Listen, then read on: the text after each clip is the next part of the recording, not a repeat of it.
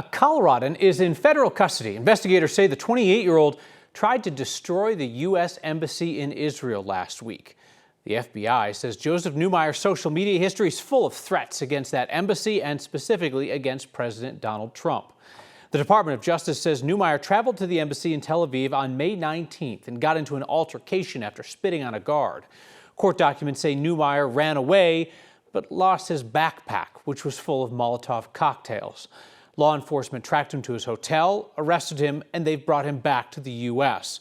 According to the FBI, Neumeyer made multiple social media posts in the months leading up to the trip, threatening to kill President Trump, and on the day of the trip, posting that he planned to burn down the U.S. Embassy, writing, "Death to America." We are still gathering details about Neumeyer's connections in Colorado. His online account suggests he grew up in Greenwood Village, attended high school in Denver. If convicted, DOJ says he faces up to 20 years in prison. Cars have crashed into a house in Denver's South Park Hill neighborhood so many times the homeowners are worried their insurance is going to drop them. They're so fed up with this, they're considering moving. Our Angeline McCall spoke with them after the latest crash this weekend, just months after the last one. When they heard the sound Saturday, they already knew what happened. We're living in a danger zone. Dave Stoll and his family live off Monaco and 17th in South Park Hill. This is the 5th time in 16 months. 5 car crashes, 3 that have caused damage to their house. And mainly just because the intersection is so unsafe. And there's certainly some preventative issues or measures that could be taken. He and other neighbors say drivers, particularly at night, are heading eastbound on 17th. And they don't realize the road veers left and instead keep going straight on green, directly into their house. Extremely frustrating and heartbreaking, and the amount of anxiety and stress on us just from a personal standpoint of this happening over and over and over again. And then the fears for our safety and well-being, and more importantly, the general public.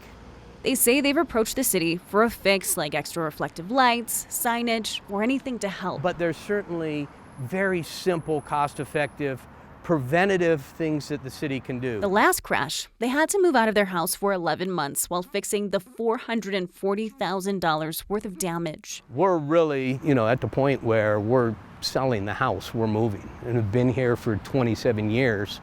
But it's, we can't handle it anymore. This time, they'll decide if they want to deal with this all again, not knowing the next time something like this could happen. We reached out to Dottie to ask about this intersection and said that there is no work currently scheduled there, but a spokesperson did say they may try to look at the signage issue this week. The homeowners say there were more signs warning drivers in the past, but when drivers had hit them, well, those signs, Kyle, had never been replaced. I mean, if somebody's missing the little bend in 17th enough to go, over Monaco, over the median, over the other side of Monaco, over lawn, into the house, like they're ripping. I mean... Yeah, you're talking 4 lanes of traffic, a median. This time there were even boulders, 1-ton boulders in front of this house that they had put, thinking that it would be a protective measure. Well, the driver hit one of those boulders and it launched into the house. Oh, geez. Okay. That's fascinating. I'm interested to see how this turns out. Angeline, thank you. Colorado's Democrats are doubling down on protections for immigrants in the U.S. without authorization, as the Trump administration plans mass deportations of millions of immigrants. Late last week, Democratic Governor Jared Polis signed a bill further restricting cooperation with ICE, limiting the data that local governments can keep and share. The new law will require ICE to get a warrant to go into public buildings like schools and hospitals, and prohibits local government employees from sharing personal identifying information with federal immigration authorities, unless there's a warrant or a subpoena. It will also allow immigrants who have pleaded guilty to certain petty or misdemeanor offenses to request that those pleas be vacated, go through the criminal process again, if they can prove they didn't know how the plea would impact their immigration case. In a statement after signing the bill, Governor Polis reiterated his stance that he does not believe that Colorado qualifies as a sanctuary state, but he also believes that local law enforcement should not be commandeered, his word, to enforce civil immigration law. Polis argues that this bill just clarifies how and when local governments and law enforcement officers can work with ICE. So Colorado is already a clear target of the Trump administration over immigration policy. Department of Justice is suing the state and the city of Denver as well for the policies that limit cooperation with immigration agents. Denver's status as a so-called sanctuary city, which is not defined in law, has been a point of contention for a while. Mayor Mike Johnson was called to testify in front of Congress, where right to his face, a Republican congresswoman said that she would be referring him for federal prosecution. Last week, Johnson told us the city is preparing for lost federal funding, but he is not worried about being criminally charged himself. Is there a backup contingency plan for the city of Denver should you be taken into custody? Yeah, we do have a deputy mayor who would oversee the city if I were to be arrested, but I'm not planning on doing that. And again, I think what we're clear about while we're on the topic is for everyone to know at home, there is not a single federal law the city and county of Denver violates. There is no reason to arrest me or cut city funds or target the state to eliminate construction or transportation projects because we have values that are within the law. These lawsuits are going both ways. Denver is suing the Trump administration right now over the Fed's plan to withhold some previously promised federal funding that was supposed to reimburse Denver for caring for migrants. A mostly cloudy and chilly Memorial Day, but the sun is now coming out, and for some areas, that evening barbecue may be saved as the heavy showers have moved south and east of Denver and Fort Collins, and it should be a beautiful sunset tonight. We're continuing to monitor the potential for additional showers, but all the heavy weather is east of the city I-25 dry. Yesterday, a record daily rainfall with 1.39 inches, a record that was set back in 1950. Some areas in Douglas and Elbert counties today saw as much rain again with a wave of heavy showers that passed through about 2 hours ago. 63 are high in Denver. Tomorrow's high will be about 10 degrees milder. Radar still pretty active. We're tracking a line of showers through Weld County, east of DIA Byers. Some of these cells have produced some pea-sized hail, heavy rain, a lot of thunder and lightning. Heading now to Flagler and Carville, thankfully not severe, and a bit of a drying trend behind it. Watching the moisture upstream because we're not quite done yet. But if you are west of I-25, the threat for stronger severe thunderstorms and maybe even those heavier showers really is shifting further south and east away from you. Tomorrow, the severe weather threat for travel will be in Texas, across the Gulf Coast and the Carolinas.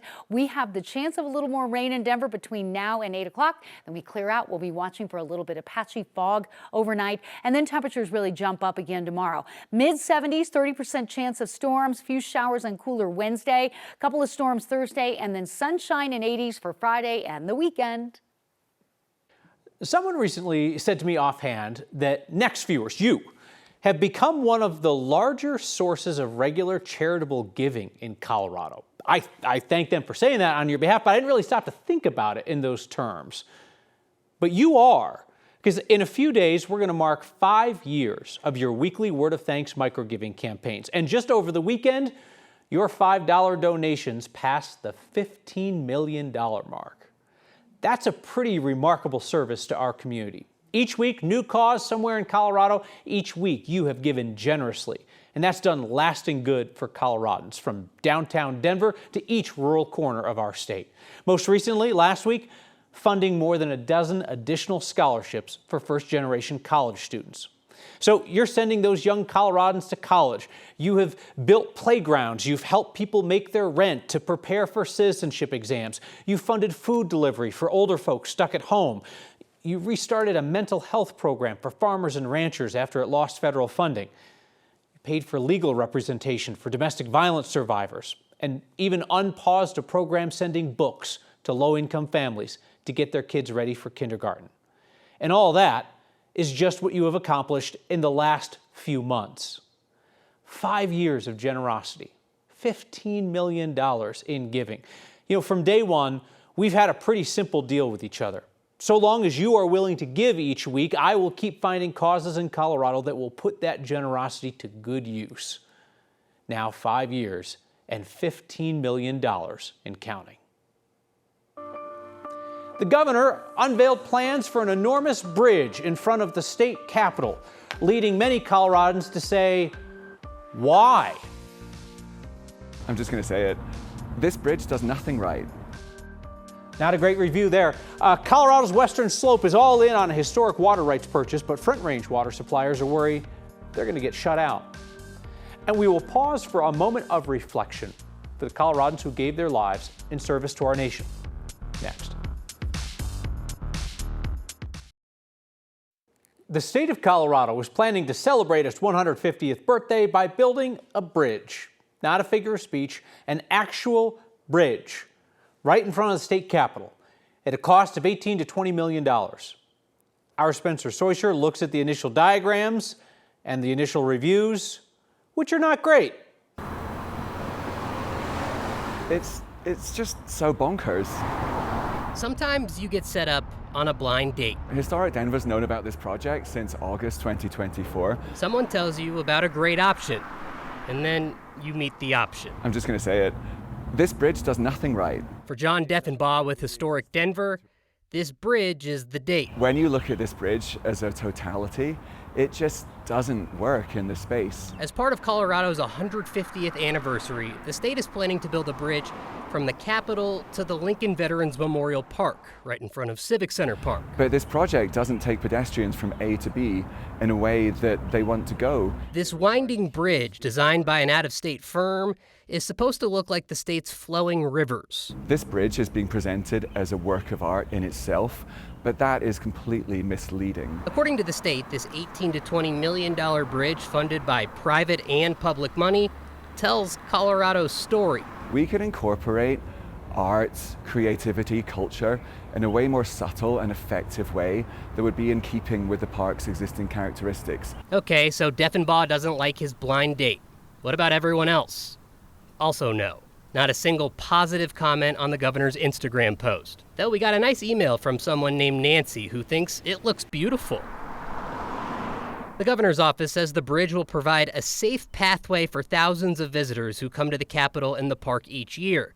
But we polled City of Denver data that shows in the last 5 years, there have been just 5 pedestrian-related collisions on the roads near the bridge. This is a bridge that people don't want. Deffenbaugh wants a different option. It's really important to consider what problem they're going to solve, like why are we doing this project in the first place?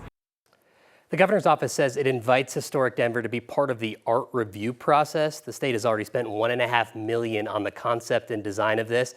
It's still fundraising for this, but we'll see how much money ends up being public. The goal is to have it be less than half public funded. I'll be honest, when I first saw the renderings, it struck me as like one of those April Fool's jokes, you know, that like organizations will put out and you're like, whoa, that's horrific.